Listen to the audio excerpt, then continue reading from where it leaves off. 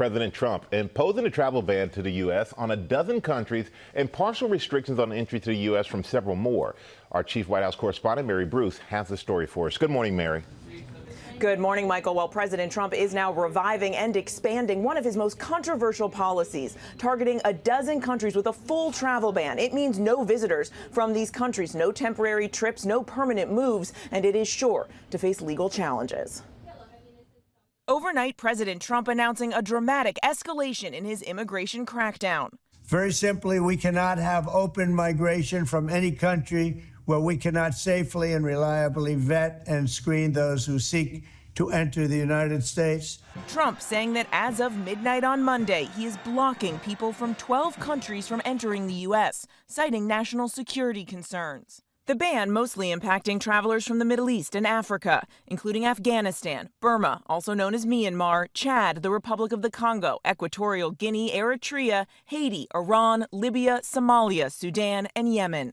Another 7 countries facing partial travel restrictions. People from Burundi, Cuba, Laos, Sierra Leone, Togo, Turkmenistan, and Venezuela will now be unable to come to the U.S. permanently or get student or tourist visas.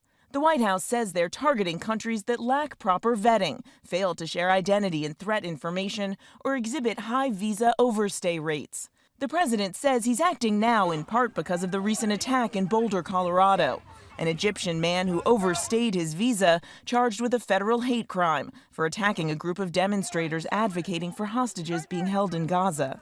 The recent terror attack in Boulder, Colorado has underscored the extreme dangers posed to our country by the entry of foreign nationals who are not properly vetted, as well as those who come here as temporary visitors and overstay their visas. We don't want them. Egypt is not one of the countries included in the ban, though the president is asking his team to review the country's practices and procedures.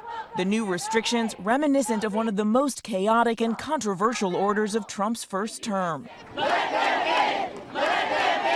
Trump barring travel from several Muslim-majority countries, an effort that faced swift legal challenges and was ultimately heavily restricted by the courts.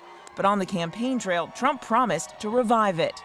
The travel ban is coming back even bigger than before. This new ban is much broader in scope than Trump's first attempt, but still certain to face legal challenges. There is significant overlap between Trump's original 2017 travel ban and this new effort. The only countries not included this go-round, Iraq and Syria. Democrats already sounding the alarm. Senator Adam Schiff warning the ban, quote, will only further isolate the U.S. from the rest of the world, adding bigotry is not a national security strategy. Now, this is just the latest escalation in the president's aggressive immigration policies. The president is also announcing plans to block Harvard University's international students from entering the U.S., a move that may violate a recent court order.